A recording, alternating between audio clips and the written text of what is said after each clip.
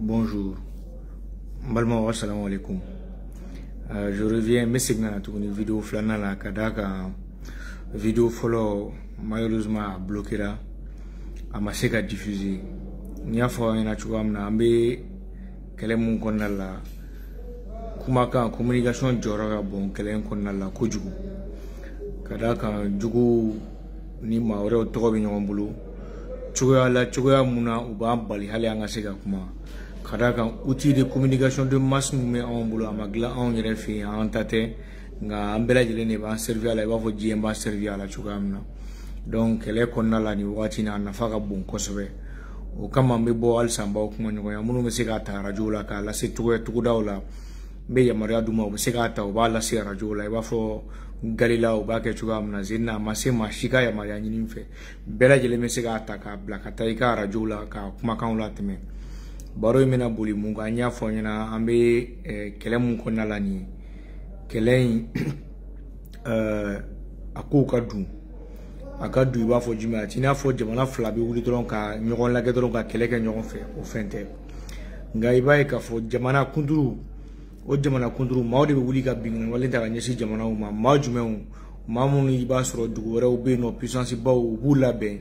nu labe o be marama fe on duma o be mugoni kisaw duma o bu blaga na kwa jamana konala do no blaga na kwa jamana ataki o ba fo ka kwa jamana desele donc olu rebe tlaga na tukuni au kama nuna na au kama o be na do sira wala fe ka soro ka kwa jamana blaga gafe ke au no nyonte chugam na wa fo ko lu rebe na au lagana o lagana konala iba ka fo e ga finti lagaw e ga armée e ga défense e ga sécurité o bo bela jele bin ko bela jele la sa donc ko to beto lo rebolo beto sigi ga jamana fano fe yere tse ga serum na o kumu konna la oni bamba ci wala ci la mo be jega te ga nyoma ke ga baraw ke baramu ibaye ka fo ube iga jamana dugujuro na fulu fembo ube drogu feri ube trafic d'armes ka ube mauta otage la ube rançon demandé o waru bo cloud nyon ci ube marama fon santukuni o jamana kele umbulo jamana no be marama fon cloud tlaga feri tukuni ainsi de suite note bela jeli ma donga fo mali jamana e munte marama fengla ngani ai ba ma ci wala tikla mo be marama fon so se ko ni dori bulo mi nyongulo o kumu kona la baye ka fo jamana marama ka bawo bibina ay la yini ke ka fo francika aka force munu be on fe ya no ga finjila ka o ku ga minon che ka bonga jamana kono aflana fene système des nations unies ga armée mo fe ya no munismai anya fo lu fene ga taka bonga jamana kono ngalu ga takali ay baraw de la tike baraw be sika nyi sugamna ado jume ori ka fo ka kamunu be ka kanu ga sigi anga mali finjila kauma donc ore ko mu konna la ibaye ka fo uye bamachi wale kulu tikila mo munu be anga jamana kuna no nuye tere no blake sebona no le sema utu sebeni ke kanye système des nations unies ma ko kam retrocession barambe ka ka manga sigi mali finjila kauma iba fo oli finjila kaw do ya irula ka fo no abe sigi mali armée ma kadaka ori ko reke chuai kadaka nanya damne kame kudo ta sanka ke ka dangene maya abisika ke gele ambe ma donc uga jejugula umasika uko ndangene maya donga ubu jugoro alsa ubu jugoro matinji nga utumbulugo ubena siga muge jamana la umasiku ke kadaka leri retrocession ketola ngo leri bere retrocession ketola bela yela ga fo mungululo la uye bingani wale munu takanye shanga finjila kauma nga maoma yake bia betra kiyama wanga finjila kawo sigile me berbi donc ultime trafic sira munu ke ultime drogue fere munu ke ultime sanu munu boy o bela jele mene nula bi donc uga économie de détruire en quelque sorte o ya ko ba folo parce que ni manye ni mo be kela aga stro fami rom na ba se ka aga stro fin de tien folo donc armée o bara fan folo ke maintenant aflana o tu jume o e gawo marala utara baga burema taki o mun wulula o la ambela jele o nye o madugo mashila o e aflana e asabana jume ibaye ka fo kunu tuguni utara bin lerika o bina leri kankan kamundu kambele bate iba fo ubaira imaju la chugamna ka ke ba fo ko ba do rigera nga utara bin kankan nga bi amerom na bibina bone mun daruka amba to wira ka bo kala kale wala mani mawdu na group whatsapp ni fon kono be bo apuna foni ado kala ma yino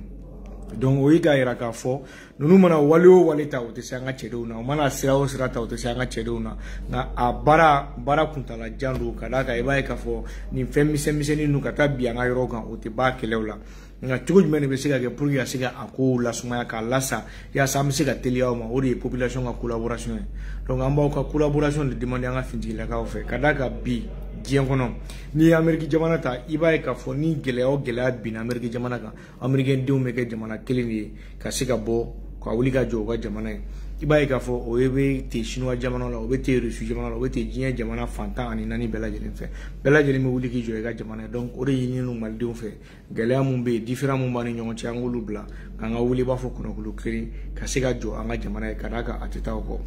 kuma in tɛ k'a ka d'an ye k'an bɛ bɔ k'a fɔ mais il faut que dɔ de ka bɔ ka kuma yaasa kuma bɛ se ka faamuya cogoya min na gansan ta to u b'an ka kumakanw censurer k'a tigɛ c'est parce que an bɛ mun fɔ i b'a sɔrɔ nafa de b'a la nka ne ka bi kumakan in bɛ boli jumɛn de kan kosɛbɛ o de ye an bɛ kɛlɛ mun na nin ye parce que ne y'a fɔ nanzarakan na u bɛ video tigɛ tuguni a bɛ bolila communication sira o de ka bɔ a la kosɛbɛ communication sira o y'a jumɛn n bɛna misali di aw ma i b'a ye k'a fɔ kunun attaque mun kɛra leere bingani wale min kɛra leere fanfɛla la i b'a ye k'a fɔ u ye video kɔrɔw image kɔrɔw ka caman ta ka se ka manipulation kɛ n'a ye ka a dilan ka video dɔw tugu ɲɔgɔn na k'a dilan k'a bila ka taa k'a cari groupe WhatsApp kɔnɔna la bon a carilen ka taa groupe WhatsApp kɔnɔna la mɔgɔw y'a cari ɲɔgɔn kunna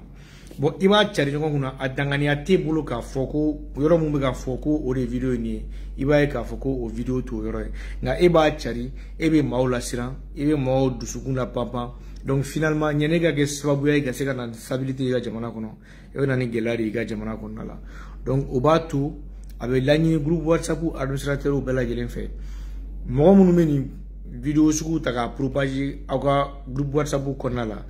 i b'a ye k'a fɔ u t'an ka finitigilakaw ka video n'an ka finitigilakaw ka victoire image ta dɛ mais u bɛ victoire ni fɛnw de dilan cogoya la k'a yira k'a b'a fɔ Bamakɔci wale tigilamɔgɔw ka victoire don k'a bila groupe WhatsApp kɔnɔna la bon i b'a ye k'a fɔ a numéro caman ye numéro étranger de Mali yɛrɛ numéro tɛ numéro étranger de caman de bɛ mun b'a kɛ ça veut dire tout simplement que groupe WhatsApp an ka jamana kɔnɔna la a caman de infiltré don ni système wɛrɛw ye système minnu bɛ yen nɔ n'u bɛ ka désinformation de propager ka don mɔgɔw hakili la ka d'a kan n'u y'a bila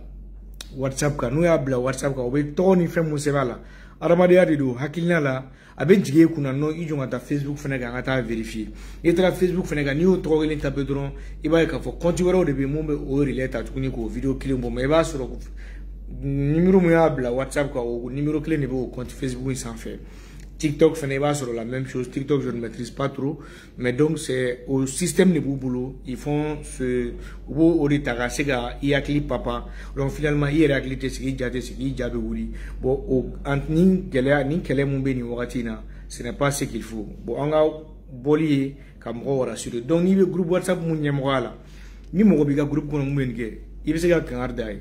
ou bien i b'a retirer ka b'i ka groupe kan k'a bloquer n'a ye fɛn mun kɛ i b'a supprimer pour que a kana se ka désinformation propager i ka finitigilaka walima i ka jamana contrôle la nka n'i m'a kɛ fɛnɛ i k'a dɔn k'a fɔ i ka groupe WhatsApp kan ni mɔgɔ dɔ fɛnɛ bɛ yen mun ye signaler k'a yira k'a fɔ a nin wale bɛ ka k'i ka groupe WhatsApp kɔnɔna la i k'a dɔn k'a fɔ sariya tigilamɔgɔw fɛnɛ bɛ se k'i wele ka taga n'i ye bɔgɔ jeninen kan k'e ɲininka ka d'a kan e ye groupe WhatsApp créé système d'information de masse de don i ye mɔgɔ caman ajouté a la a ɲɛmɔgɔ bɛ de bolo ka d'a kan e de ye administrateur ye mais ni ko bɛ ka k'a la ko minnu ye jamana ciko ye ko minnu ye désinformation ye surtout nkalon de don nin période in kɔnɔna la e ma se k'a supprimer e ma se k'a tigi signaler e ma se ka foyi ça veut dire que quelque part i fɛnɛ yamaruya i y'a tigi yamaruya a ka se ka nin baara suguya kɛ i ka groupe WhatsApp kɔnɔna la donc ni signalera i bɛ se ka a gɛlɛya sɔrɔ maintenant Facebook ta o bɛ ɲɛnabɔ cogoya wɛrɛ la cogoya minnu n'olu baaraw fana bɛ senna ainsi de suite ko tɛ k'i bɛ se ka kɛlɛ k'a baaraw kelen ka d'a kan c'est beaucoup de milliards o bɛ minnu injecté a baaraw la mais fo an bɛɛ lajɛlen fana ka jɛ k'an ka finitigilakaw dɛmɛ fo maliyɛnw k'a faamu k'a fɔ sɔrɔdasi minnu fana bɛ taa kɛlɛ kɛ dɔw de cɛw don dɔw de denw don dɔw de fa don wa maaw de fana don minnu fana ka fisa ni anw ye ka d'a kan olu de bɛ bɔ ka t'u ni di ka se k'an ka jamana kumabɔ ni anw tɛ terrain kan an bɛ se ka jumɛn de kɛ k'u dɛmɛ o de fana ye ka u rassurer sur ce plan là ka d'a kan nin plan in tɛ k'a fɔ k'i ye militaire ye ou bien k'i ye civil ye k'i bɛ se ka nin kɛ dɔrɔn non nin bɛ yen nɔ k'a fɔ information de do i bɛ se ka kɛlɛ kɛ hali sigiyɔrɔ la a da man ca bi na ka da kan système d'information évoluera de telle sorte que dɔrɔmɛ 20 dɔrɔn bɛ se ka tiɲɛni don jamana kunna avec dɔrɔmɛ 20 i bɛ se ka forfait 20 ta ka taa fɛn kuntan dɔ télécharger ka bɔ diɲɛ jamanaba dɔ fɛ i b'a fɔ Sudan ninnu ni Libi ninnu donc n'i nana n'a ye ka na bila i ka jamana plateforme sanfɛ i bɛ ka kɛ sababuya ye ka se ka gɛlɛya lase i ka jamana ma ka désinformation propager i ka jamana kɔnɔna la donc olu ye fɛnw ye an kan ka jɛ ka minnu kɛlɛ et an bɛ gɛlɛya mun kɔnɔna la nin wagati in na ce n'est pas bon nin ko suguyaw ka se ka kɛ ka se ka ɲɛnamaya et puis an bɛ kɛlɛ mun na nin n'a bɛ fɔ a ma ko kɛlɛ asymétrique don a kɛlɛ tɛ kɛ dɔrɔn i b'a fɔ aw bɛ burusi kɔnɔnaw la dɔrɔn aw bɛ ka ɲɔgɔn kɛlɛ aw ɲɛ bɛ ɲɔgɔn na o tɛ kuma dɔw la u bɛ bali ka wuli ka bali ka fara ɲɔgɔn kan dɔrɔn milieu urbain kɔnɔna la population bɛ yɔrɔ min na dɔrɔn ka bali ka attaque dɔw kɛ donc n'u ye attaque kɛ dɔrɔn u bɛ tunu ou bien kuma dɔw la u bɛ bali ka bɔ ka jatigɛ wale dɔw kɛ donc n'u ye jatigɛ wale dɔw kɛ dɔrɔn u bɛ téléphone ta dɔrɔn u b'a filmer maintenant n'u ye image fitinin sɔrɔ dɔrɔn u b'a jɛsɛ ka taga u ka relais ma donc n'u y'a ci u ka relais ma i b'a ye k'a fɔ média dɔw bɛ yen nɔ internationaux don privés don minnu fana bɛ u ka baara la donc n'a cila olu mɔgɔw ma dɔrɔn olu fana b'a propager u ka système na u bɛ bɔ ka communication baw k'a kan donc i sigiyɔrɔ yɛrɛ la dɔrɔn i hakili papalen don i ja papalen don tu as l'impression que diɲɛ bɛ ka bin kan dɛ mais i b'a sɔrɔ groupe de personnes damadɔni dɔrɔn de don minnu sigilen don ka se ka nin baara kɛ ka se k'aw bɛɛ lajɛlen jatigɛ et tu vas même douter de toi-même a bɛ se yɔrɔ dɔ la tellement que a ko bɛ bonya hakili ma i bɛ douter hali yɛrɛ la i bɛ douter hali ka jamana yɛrɛ ka information na i bɛ douter hali mɔgɔ minnu bɛ ka min fɛ est ce que réellement o bɛ ka tiɲɛ f'i ye est ce que o tɛ ka dogo o tɛ ka kow dogo i la de wa i bɛ douter quoi i b'a fɔ est ce que tiɲɛ yɛrɛ la mun bɛ ka kɛ terrain kan ni mun bɛ ka fɔ nin don wa parce que tu es tenté ka da ninnu ka kɛwalew kɛlenw la ka da u ka kuma wɛrɛw la bon u ka laɲini ye o de ye donc il faut pas que an ka bi o piège kɔnɔ ko mun na y'a daminɛ tan segin kɔ t'a la bilen an ye baara in daminɛ wa ni ala ni kira sɔnna baara in bɛ ka taa a tagacogo la ka d'a kan ala barika la depuis a daminɛna rétrocession fan o fan kan ka kɛ MINUSMA fɛ armée y'a yɔrɔ bɛɛ lajɛlen minɛ ka ban donc a tɔ ye Aguelog Tessalit Kidal an b'a fɔ olu yɔrɔ ninnu ani yɔrɔ damadɔni wɛrɛ ka fara olu kan donc n'olu rétrocession kɛra ka ban sisan fanda yɔrɔ foyi tɛ ni banbaganciwale tigilamɔgɔw bolo bilen ka d'a kan n'i y'a ye yɔrɔw bɛ yen nɔ u bɛ t'u fanda yɔrɔ min na i b'a sɔrɔ an ka faamaw de tɛ yen maintenant an ka faamaw b'o yɔrɔ ninnu na u tɛ se ka t'u sigi k'u fanda yen bilen kuma tɛ k'a fɔ k'u bɛ binganiwale ta ka ɲɛsin an ka faamaw ma ou bien ka binganiwale ta ka ɲɛsin an ka population civile ma donc ni o baaraw sera ka ɲɛnamaya a ka ca ala fɛ k'o bɛ ɲɛ wa baara in mɔgɔw k'a dɔn k'a fɔ hakili baara fɛnɛ don ka d'a kan Maliɲɛnw n bɛ mun fɔ aw ye an ye sɛbɛnfura dɔ labɛn ni président Assimi Goïta y'i tɛgɛ nɔ bila k'a la Niger président y'i tɛgɛ nɔ bila k'a la Burkina président y'i tɛgɛ nɔ bila k'a la o jumɛn o de ye la zone du Liptako Gourma jamana saba ninnu yɔrɔ dɔ de bɛ yen nɔ an bɛɛ lajɛlen ka kan yɔrɔ min na ka jɛ ka sɛbɛnfura dɔw dilan an bɛ se ka lakana baara kɛ o yɔrɔ ninnu kɔnɔna la cogoya min na a kow ka dun nka o sɛbɛnfura in ɲɛnɛmayara ka ban a baaraw bɛ sen na donc o b'a to halisa banbaganciwale tigilamɔgɔw ka mobilité bɛ réduit o zones kɔnɔna la donc o dɔrɔn tɛ an balima dɔw bɛ yen nɔ i b'a ye k'a fɔ attaque caman bɛ labɛn ka bɔ o jamana yɔrɔ kana bɔ an ka finitigilakaw yɔrɔ donc an bɛ kuma ɲɔgɔn la an n'olu jamanaw fana ni ɲɔgɔn cɛ cogo di miirinata mun b'anw na lakanabaliya kɛlɛli ta sira kan n'olu ka se ka ɲɔgɔn faamuya yaasa an ka se ka bɔ o kɔnɔna la nka processus mun baara daminɛna nin fo bɛɛ lajɛlen k'a dɔn k'a fɔ fo a ka s'a dan na a seli y'a dan na o tɛ taa foyi kɔ fo an bɛɛ lajɛlen ka jɔ an ka kɛ kelen ye u bɛ essayer ka an ka jamana kɔnɔdenw hakilinaw papa u b'a essayer ka jatigɛwale ta ka ɲɛsin maaw ma mais u k'a dɔn k'a fɔ o ko ninnu tɛna dan sira la ka d'a kan u bɛna caman caman de kɛ mais f'an ka hakilinaw kɛ kelen an ka se ka hakili relever ka se ka hakili bila u ta sanfɛ k'a yira k'a fɔ u bɛ ka nin fɛn minnu kɛ u bɛ ka nin kɛwale minnu kɛ fura foyi t'a la an dusukun minɛn don an hakili la minɛn don wa an bɛ se ka nin étape bɛɛ lajɛlen brûler ka taa ka d'a kan mun daminɛna u tɛ fɛ o de ka laban bon f'anw fana k'an jija diɲɛ cogoya bɛɛ la an ka se ka o yɔrɔ laban nin fura foyi t'a la bɛn ani kɛlɛ ka se ka na an ka jamana kɔnɔ f'an ka progresser ka taga fo ɲɛfɛ de f'an ka taga u fan dalen bɛ yɔrɔ min na an ka se yen maintenant n'an sera yen kɛlɛ t'a la wɔyɔ t'a la o an bɛ se yen an b'a ko kɛ k'a ban a kan ka ban cogoya min na ni ala ni kira sɔnna ma k'a sɔrɔ foyi t'a la nka halisa an bɛ segin mun kan a tɛ taa gɛlɛya kɔ a tɛ taa communication yɛrɛ kɔ communication de ka gɛlɛn kosɛbɛ ka d'a kan kɛlɛ asymétrique mun bɛ yen nɔ i b'a ye k'a fɔ menace hybride de do i b'a ye k'a fɔ moyen de technologie de bɛ utiliser i b'a ye k'a fɔ système d'information de bɛ utiliser donc e mɔgɔ mun bɛ yen ni e t'a ɲɛdɔn n'u ye fɛn dɔ bila groupe kan ni e y'a ta k'a cari ten dɔrɔn k'a fɔ k'o de do encore une fois an bɛ segin a kan i k'a dɔn k'a fɔ sariya tigilamɔgɔw bɛ groupe whatsapp kan minnu u bɛ se k'a signaler finitigilakaw n'u y'a signaler e mun b'a kan ne ye administrateur ye i bɛ wele k'i ɲangati ka d'a kan numéro étranger mun bɛ ka fausse information bila e t'a tigi ka identité dɔn e t'a dɔn dɔnbaga t'i n'a cɛ hali n'a fɔra k'e k'a tigi yɔrɔ yɔrɔ e tɛ se e dun de ye groupe responsable ye ka d'a kan ɲɛmɔgɔya b'e de bolo donc a baara mun bɛ kɛ e ka groupe kɔnɔna la bɛɛ lajɛlen k'a ye u k'a faamu k'a fɔ ko mɔgɔ fana bɛ yen minnu m'olu jateminɛ u bɛ se ka wele sariya tigilamɔgɔw ɲɛkɔrɔ ka ɲangati mun kan ka da u kan o ɲangati bɛ da u kan parce que ça rentre dans le cadre de la lutte contre la cybercriminalité encore une fois an ka ɲɔgɔn dɛmɛ groupe WhatsApp ninnu mɔgɔ minnu bɛ nin ko ninnu na an k'u retirer ka bɔ groupe sanfɛ i ka groupe WhatsApp fana créé don i ɲɛ b'a la k'a fɔ faso jamana kɔnɔ den dɔ fana bɛ yen mun bɛ jamana kɔ kan ala ye diɲɛ don o don da a bɛ jamana tigilamɔgɔ a b'o neni a b'o buruja a bɛ bɛɛ lajɛlen fa ɲɛna a bɛ bɛɛ lajɛlen ba neni a bɛ ka désinformation de propager mais malgré tout ça a bɛ i ka groupe WhatsApp kɔnɔna la a bɛ fausse information bila i b'a kalama fana n'i m'a retirer ka bɔ i ka groupe kɔnɔna la si jamais ni problème kɛra et que n'i signalera tu vas aller devant la loi et il va t'en répondre. Donc, à quelqu'un, en tant que législateur aussi, en fait, il faut pour qu'on femme. Kada ka sharia do mununa adoptira c'est vrai qu'on be wasabulu ngono ninte ka fo nte ka kuma wasabulu to langa ni sharia fora ka ka nyefo jama kono do o ka fam do be wasoro ta do mais fa ka do nga fo o bara cheju munu fana be ka ke aw no ba ala wa aw no be yala kada ga ni e abla ni olu ya abla e ma supprimer be ma tigi boy abere ledi abitasi je mo ma finalement e gor setu la ba une fois que information bora ka bandron finalement c'est fini c'est parti et c'est gars minebli donc ango o kuma yoroni tige agan deme anga lasi am malien de to ma anga lasi faso jama to ma ga donga fo groupe WhatsApp ou groupe Telegram wa kra groupe suga o suga akololo e ni de iga groupe WhatsApp ni ya modérateur ya administrateur mo e fen klikara bla sanfé e be se ga wole ka ti nga bogo je ne sanfé o nyuma mu e wa tigi bloquer we ba tigi supprimer ka biga groupe WhatsApp kan wala ma jago ati groupe WhatsApp créer ni ba do kité se go shike isi mo groupe WhatsApp la sino tangi o gelabe abli kuna ka fo e be se ga wole ka e ni nga donc vraiment on me fait gagner une fois on a une erreur de famille c'est vrai que vidéo follow c'est que va faire vidéo flana mais ninde tu me bolo ka nyefo nyana lere ko mun kera no ala bargala akoy kunchera ka ba here ani badena iwe poussière de rotere ou a courir para complètement a jaw bambulu téléphone kono ya a jaw bambulu a vidéo bambulu an nyebala akoy kunchera chugamna to ni ala bargala inshallah burem kofe liri kofe ber kofe ambi continuer te fuka tasi a point là maman fura foueta la ndron et asira wa ambasila nyumaneka que la progression continue vive l'armée malienne wa bela jelenga blikuna ka fo fura foueta la ka jatke wala ke kata bi balga bianga kan sogi